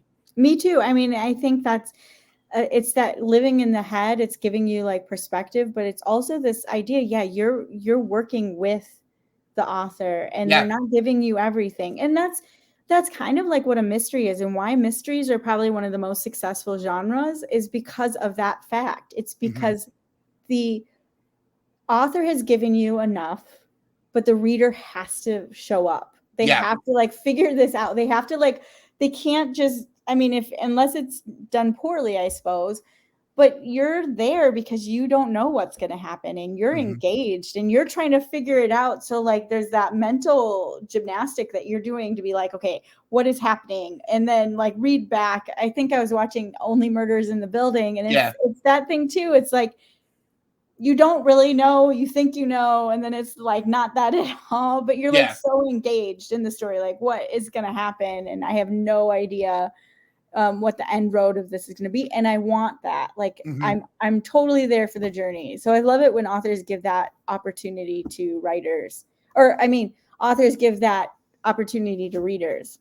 Yeah, and nothing frustrates me though when a writer like Stephen. I like Stephen King, but his endings sometimes are like, oh come on, dude, you know. And sometimes it's frustrating when like I think when what I think is going on turns out to not be true, and it's more just something vanilla. And I'm like, no, my idea was so much better. But Yeah, also, right. but when there's that payoff of The payoff. Oh, I love it. like yes, I knew that was his sister the whole time. Exactly. You know, you get that moment. It's such a thrill to have that thing. So tell us about King Ari Press and what got you started with that. Have you always been kind of, has this been something that you've wanted to do, or Yeah. one day did you just decide I'm doing it? I think it's maybe a little bit of both. It was a realization that I'm a reader. Like when I went to school, I studied literature. I loved it. I took writing classes. I always did writing classes for fun. I still love to write, and I've been writing poetry. I probably wrote poetry first, poetry, Mm-hmm. songs, all that. Yeah. And then I would write stories. I remember writing magazine articles, just making, me and my cousin would make little magazines and stuff, and it was really Oh, cool. fun. But the interesting thing about the magazines is I loved putting it together. Like I loved to make the pictures and like get everything to fit together. And I'm a terrible speller, like totally. My mind is way faster than my ability to type. So that's Yes. part of it. And then I've studied a lot of languages, and I think for the longest time I would spell dance DANSE, Mm-hmm. because in French that's how you spell it, but it's with a C, right? So but I Yeah. couldn't Oh, like that's right. studying Yeah. other languages, kind of like you get these cross spellings and they're close but they're not. So that messed me up. But I loved stories and I loved reading, and only recently did I kind of discover, like, I almost love that more. Like, I'm still writing. Like, I do that because I enjoy the process. It helps Mm-hmm. me work out the process. I think I have to just keep writing because I want to build that skill. But I realize I love stories and I love Mm-hmm. championing other people's work Yeah. and getting it out there. Like, if it's a good story, I want to like, hey, let me get this out to the world because I want people to read it because it's great. And it shouldn't. And I think part of my reason why, so going back to that, I think is Mm-hmm. that I wanted to be another door open. Like I think more presses, more power, because Mm-hmm. the traditional press is great. Traditional publishing was at one time an indie press. Like they all kind of started small in some ways. Like I think I'm trying Bloomsbury, Bloomsbury was Virginia Woolf, her friends, and they were like in a house in England, in London. And that like what Bloomsbury is today is far bigger than what it started out, but it was just very indie press. And now it has the moniker that has carried on through generations since Virginia Woolf. But like Mm-hmm. all of these publishing companies kind of started somewhere. I mean, Charles Dickens, he published a Christmas Story himself Mm-hmm. because they wouldn't take a chance on it. And that was his best-selling book. And, so self-publishing right there. So Yeah. any author that thinks they want to do self-publishing, go for it. Like if you got the ability to do it, but still work alongside people. But for me, can I be another door open to somebody that maybe doesn't get to the traditional side? Maybe they don't have the capacity or the full understanding to do the self-publishing side. Can I walk alongside somebody that otherwise would not get their story made? Mm-hmm. Or they get it made, but it stays on the shelf and never really goes anywhere because maybe they can't do the marketing, maybe they can't do the PR or whatever it will take. So that was kind of like my motivation, because when I was working with like these young students just for free, like just helping them to help them, it was a privilege to just see how much they wanted to tell a story and how much they needed just that encouragement and somebody to walk alongside them. And so it's a little bit different for me today because it is like it's a financial decision. I have to Mm-hmm. make things that not just benefit the author, but it's like a co-benefit to both Yeah. of us. Like we're going to take a chance on each other. but it is the opportunity to be one more door. And I say to anybody who's considering being a press, be a door open yourself. Mhm. Like look at yourself and can you offer an opportunity? Because that's kind of where I got to, is like, I just wanted to be an opportunity for somebody else and maybe for myself, but that's kind of like and I do think there are small presses that have opened up to, self-publish, but they become a publishing arm, and then they are Yeah. publishing their stuff, but that's less my goal. My goal is really, I have open submissions currently until the 30th of this month. And I've already had some amazing manuscripts, which I can't really, talk about what they Yeah. are, Yeah. but great writers it's such a privilege, like, that they've taken a chance with me to share their work. And so I'm still reading those, and I still am getting a few till the end of the month. So I am looking forward to, because I think, in the next couple of months after, when we can make some decisions, that there will be some good books that I can be a part of the process to get them on the shelves and get them into the armchairs of every reader Uh, everywhere. I like that. Then they're back to your who, right? Yes, The person sitting there in the armchair. It's little tea or coffee, and they're going into another world, or they're 100%. reading something. What are the different benefits to your services? Are you Mhm. is and how is that? How is self-publishing different than going through a publisher? What are the Mhm. pros and cons? Yeah, I think self-publishing is a great, like, ownership of your story, and so, like, it gives you a lot of say in the process. I think it can be overwhelming because the process and the expense that ties to self-publishing is a very real barrier to a lot of people, because one, you've spent years, maybe even months, but also years to write your story, and then the work of publishing looks very different than writing. Like, it's Mhm. it's a different skill to have. And so if you're kind of new to it, it could be daunting. But I think it's a great option for somebody that really wants to hold the control, hold all of the financial relationship to the story and the ownership rights and all of that. I think it Mhm. could be great. And if you have the time to research and dive into it, I think that's a great option.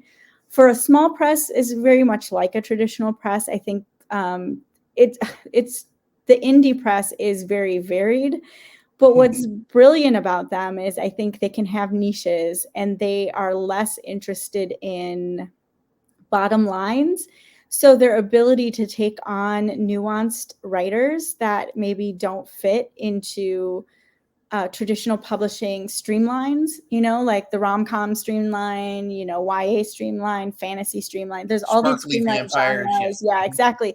And they have a system for their bottom line, so they know what works, and they have top level authors, that are producing great work, and they can churn on those pretty easy and make their bottom dollar. And then they sometimes can, and there's a lot of like larger traditional presses that have like small publishing arms off of them that can take some niched and nuanced work. But indie presses are varied, and yet they tend to be very audience specific. So like one friend, so one of the things I offer will be consulting, but I don't offer it during open submissions because I want to put my focus on the writers who've already submitted their work. Mhm. And then after that, consultation could be just helping people in the process of their story, whether, it's not a guarantee of publishing with me, but it's just helping you get your story ready for wherever you want to go with it. Yeah. So that'll be one side. And then I'll have a collaboration aspect that I'm working out, but the collaboration aspect is for probably working with like self-published authors or authors who have had books and finding a way to use the press to be another outlet for them. So maybe they've published their work already and self-publishing was the way they wanted to go. I'm Mhm. looking at ways of collaborating with them to get their book in front of more of an audience and using King Ari Press to benefit them, and then find a way that we can kind of work together in that. So there will be a collaboration point too with other authors who are mostly already published. So there's a lot of opportunities here. My biggest thing is right now, just finding a couple authors that I can say yes to Mm-hmm. and getting their work out. And, you know, that's what an indie press can do, is they can take chances where traditional publishing has the bottom line.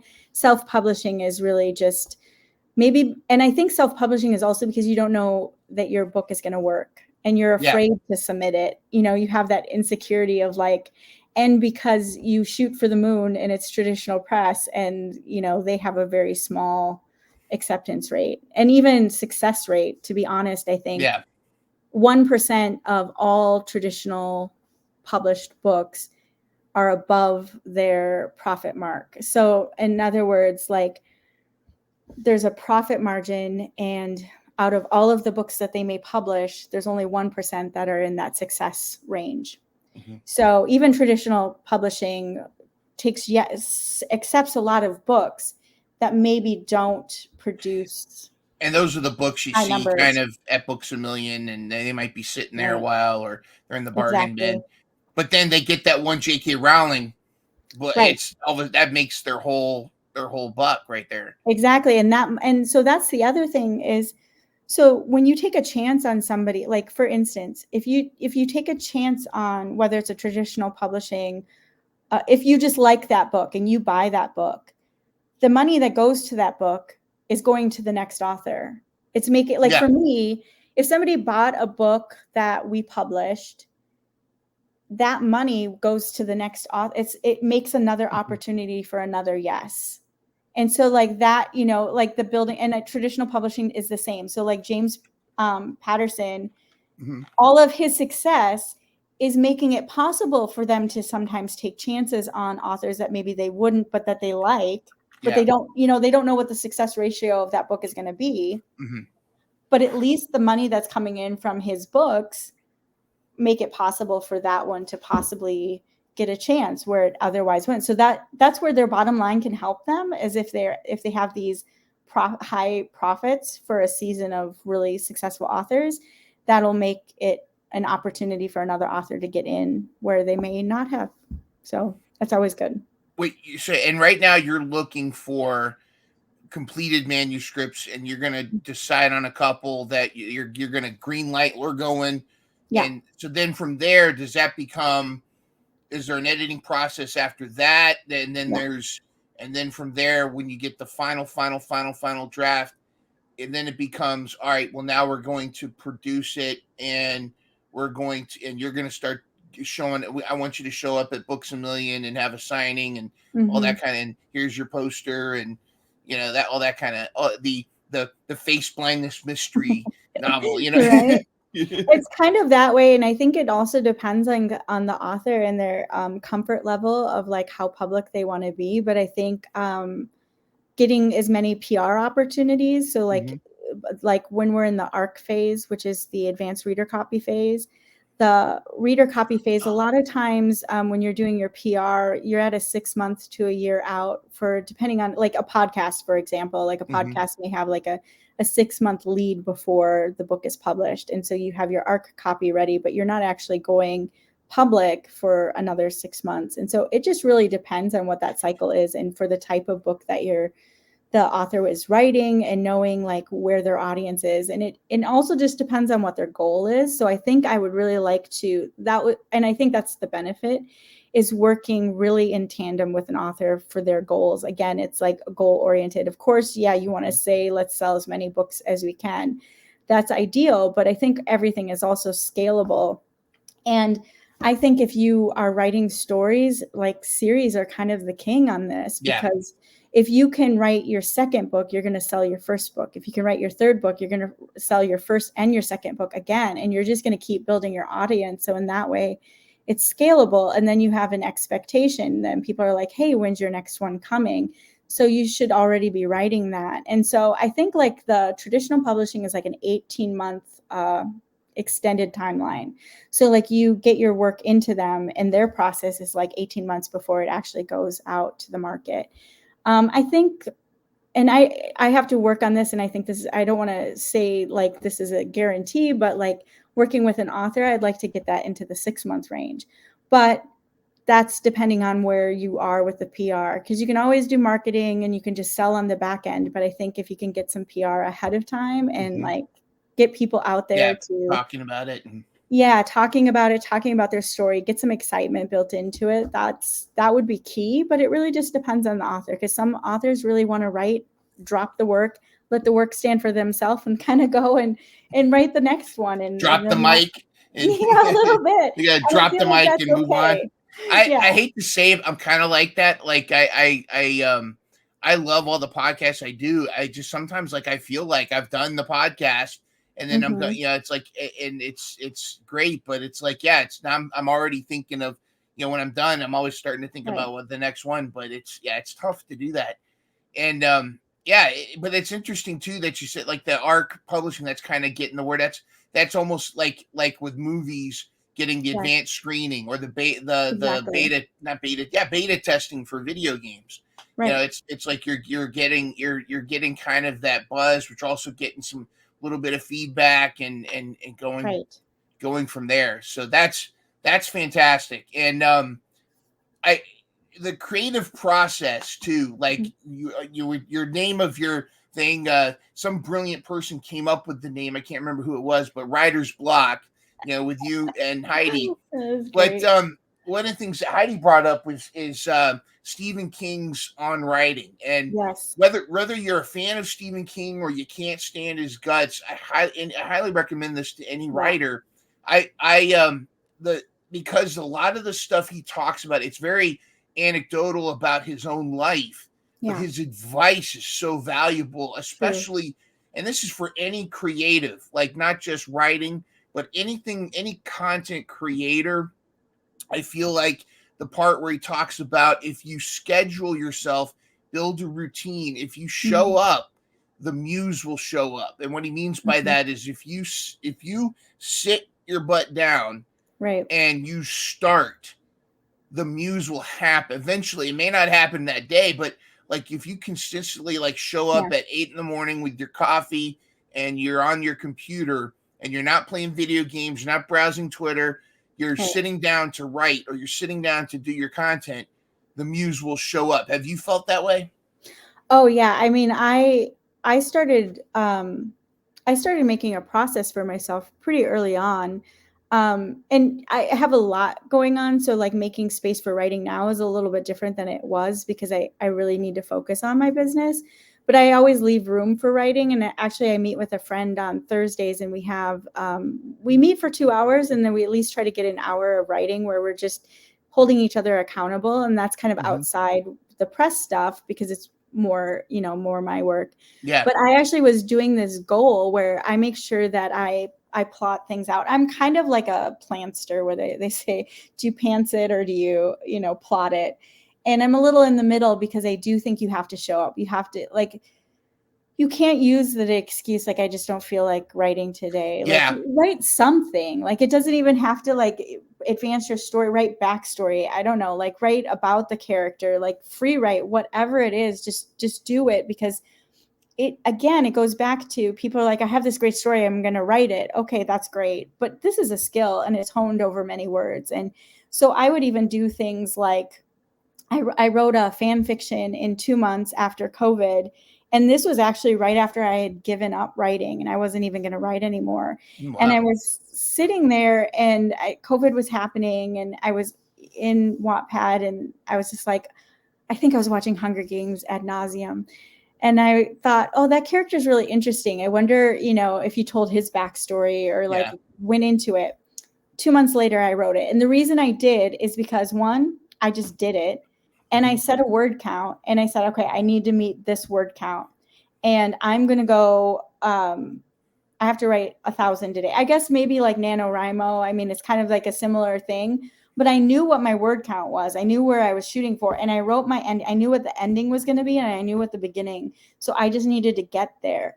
And so and I think Joyce Carol Oates actually said this. I think she said this about the book Blonde. She said that, because it's the Marilyn Monroe type character. Mm-hmm. And she said that she knew that she'd end up in the river when she first started the beginning. She knew that she'd end up in the river. She said she just ended up further down the river than anticipated. Yeah. So like the goal is there and it's movable, but like right to it. And I think that is also the thing. You have to see it as a process. Mm-hmm.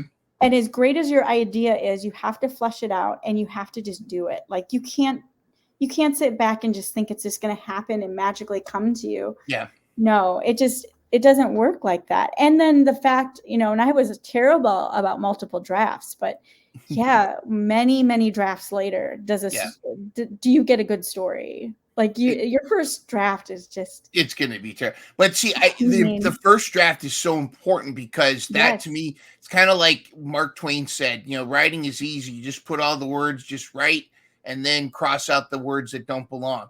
Right. Which is, I mean, that's Mark Twain being Mark Twain, but like that's the hardest part. When I was teaching writing, getting kids to write just because they're afraid that, it's going to be terrible or it can't be it's not going to be perfect. Right. And there's an anxiety to that, and just write.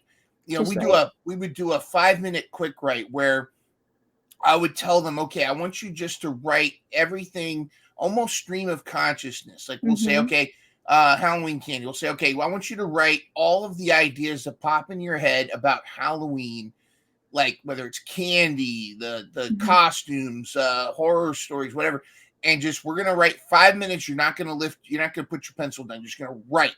And then, and they just they're like this. And then when the 5 minutes, at first they're thinking 5 minutes, that's a long time. But when the 5 minutes is up, they're like, no, I want to keep going. Yeah. And what's great is it's the writing equivalent. It's like writer's vomit. Yeah. But then I say, okay, now go back and just kind of try to make some sense of what you wrote. Look for things that you want to continue with. And to me, that's that hardest part because you're getting it on paper. How do you feel about ChatGPT in regards to, the good and the bad, but like in regards to being like kind of modeling, taking ideas and kind of modeling how it could look in a prose form? Yeah, I mean, this is a complicated question. And I just want to go back real quick too about one of the things I did, and I'm going to say something that would probably freak a lot of people out. Okay. But I've done full deletes of things I've written, like thousands of words of a story, and I've deleted it because if it's important, I'll rewrite it. And so I have done like a full edit of like, I wrote it all down first draft, and then I'm like, okay, delete, rewrite. And I'll force myself to rewrite, and then whatever resonant quality that was meant to be in the story just kind of comes back up because it's all in my head anyways, but I'm just writing it better. And so it's like the word vomit. I kind of get rid of it and then okay, go back and just refine it mentally and stuff like that. So that I think that would probably freak a lot of people out, but I find it to be very therapeutic. So talk about mental health. That for me is a mental health writing tip. I'd freak out, but it'd probably be effective. Yeah, I'd freak out, but yeah. It is like for me, it's great. Like I've had that happen to me, not by my own design. before Google Documents had that automatic save or Word. Oh right, yeah. Back when if you didn't save, everything you typed was gone. Yeah, I've had that happen before. We're like, no, I know, and you freak out, and I think so. It is different if you have control over that, like especially if it was brilliant, and then you didn't want to lose it. But I found that to be really helpful of refining my story because then I really was getting out the stuff that didn't need to be there, and then the things that really mattered kind of came back into play. Because nothing is so important. To me, it's like when it's writing, nothing's so important than just writing a good story. Like writing a good story that's the key. As brilliant as your plot is, somebody's probably written it. And that's the thing about like the ChatGPT. Like there is questions about like the authenticity and like, is it stealing content? All of that, like all of the questions of like copyright and then who's the owner of the copyright. And it's a hard question because the truth is there's nothing new under the sun. I mean, everything has really been written. Like there's really no new story. There is and there isn't. It's like when it comes to plots, like every type of plot has been told. There's nuance, of course, and that nuance is what makes those plots beautiful, changed, and relevant. But like, how many times can we tell the Shakespearean plots? Yeah. How many remakes have they made of those? And they're still resonating with us as if it was the original, and it's bringing it into a current language. And so that's kind of fun, right? So like on that side, Chat GPT is really aiding in the process of something we've already done, is just use content from years before, and it's shaping it into this like new context. On the one hand, if it teaches people about language and story, especially if somebody's new to the process, I think, hey, okay. But when it comes to publishing it, I think the value of the human intelligence, I think Cordell talks about that a lot on X, and he's right, though. It heightens the value of the human mind, because that becomes the rare thing, right? When you can just churn out whatever you want. And I think you still need to have an understanding of story, because like I read the Chat GPT and I'm like, whoa, that's weird. Yeah. Like it'll be like overly flowery language, and I'm like, that's not me. It doesn't sound right. Yeah. And so you could revise and you could edit and reshape it. I don't know. I don't think you can get away with it. It's a risk. It's a risk if you were to write a story and try to publish it on Amazon, because now they've made it pretty clear, if they discover it, you can be in breach of a contract, which is something that I've been saying before. Like you could try to publish something and you do, and then all of a sudden, because you didn't read the fine print, become in breach of a contract, because it's very provable to find that something was written by coded AI. Like the kids that turned in the term paper and halfway through it says, as a language AI model, the professor's like, wait a second, come here. Kind of where I'm at. And again, this is one of those, I'm open to, I try to be open to everything. My experience is with myself as a writer, as well as my students, that ChatGPT is helpful for that, getting that rough draft, or getting that pre-rough draft, where it provides a structure. Because there's a lot of students that have had, I always have like those 2 or 3 students, usually girls, that will write pages and pages of their, like, I'll say, okay, we're going to write a short story. And then I have to look at them and go, short story, because they're going to write a book, right? They're going to sit there in classroom and they'll have it done before half my kids have a paragraph. They'll sit there and they'll be right. But then the flip side is, like, I have a lot of students, they have these ideas. They just don't know how to, and part of teaching writing is teaching them how, in modeling, like, okay, here's my idea about the radioactive underpants, and I'm going to write this, and this. And then ChatGPT helps them, okay, you have this idea of radioactive underpants. Here's how it could look. But I think it's important to understand that that's the skeleton, that's the scaffolding of what you're going to write. Because then you got to go back through and then you make it your own. Because if you just try to publish that, not only, aside from legalities and whatnot, it's not yours. It's your idea.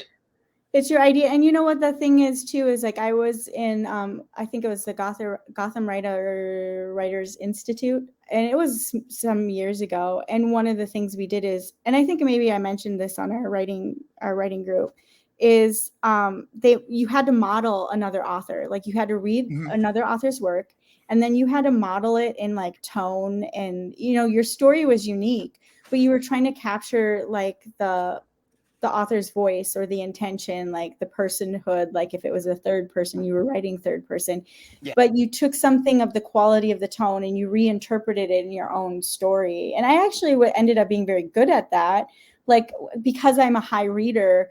And that's why I like the editing part, is because I am such a high reader and so intensive in like what an author's offering me. I can distill that pretty quickly. But it was a very great technique to develop my skill as a writer. So even though it wasn't my voice, I was stepping into the world of that author's voice, and that was kind of growing my skill. So that in that way, like ChatGPT is doing a very similar thing. It's building these skeletons, these structures. It's a tool of teaching. And even though I wouldn't like hinge my credibility on just using that solely, Yeah. But if it's getting you to that place where you can start to unlock how to tell your story and how to, like, does this work? Does that, like, I think those tools should be valuable. So like once they start getting in place, the framework, the legal framework around this, I do hope it's going to be used. It's the same thing as having a tool that corrects your grammar when you're like typing. Grammarly does that. And I don't always agree with Grammarly, but I do appreciate like a double check so that I can, like, it makes me stop and think about what I wrote and how I wrote it, my tone. And if I agree with them, great. If I don't, then I change it. And so we still need to teach the intelligence around making decisions and not just allowing the blank force of the Chat GPT to control the narrative. We need to still exercise control over that. Like, and I think too many people will just accept what it says and just, pass it off and say, oh, that's great, but as a writer, you do have to exercise control over that process because you're the human brain. So, you're the one in charge of it. And so don't lose that control, I think. Exactly. Well, Stephanie, it has been tremendous chatting with you today. I love that you're already wearing your Marshmallow CEO uniform. I love that that you're already there. It's Vans, actually. I don't know. Vans, even better. No, you might have to blur that out. Shoot. I don't know. You're talking about minivans, I guess is what yes, you're talking about. Minivan. Where my minivan? So, was it October 24th tomorrow? Is that going to be the next episode of Writer's Block? You and Heidi and a certain Mind Runner might be popping in there too. I hope so. I really hope you do. At 9 o'clock Pacific. 9 a.m. or p.m.? AM, yep. AM, 9 a.m. Pacific. So that's 10, 11, 12 noon Eastern, 9 a.m. Pacific time. Pacific time, yep. Yeah. Excellent. Well, I'm excited. Any final words of wisdom or thoughts or anything to our listeners about mental health or anything? There's just so much we've already talked about. It's just incredible. You're an incredible host and have such insightful questions. I hope people get something out of this. I mean, I know I did, just having these conversations. It's like what we talked about. You think of things, your life, and you kind of create an opinion around those things that you've thought, but to continue to be questioning those and just the questions you're bringing and making me rethink. I love that. And I think we should keep asking ourselves these questions, keep having conversations where we don't know the answer, but rather we want to ask and get other people's opinions and then distill that information, I think, which is what we've been doing. And I just love that. So thank you for having me on and asking me questions. And I hope people get a lot from the conversation. Thank you. And thank you so much for being on. It was a great conversation. Thank you. And don't just be a student of the business, be a student of your life. Absolutely. For Stephanie, the Marshmallow Queen, I am Mind Runner. We'll see you next time.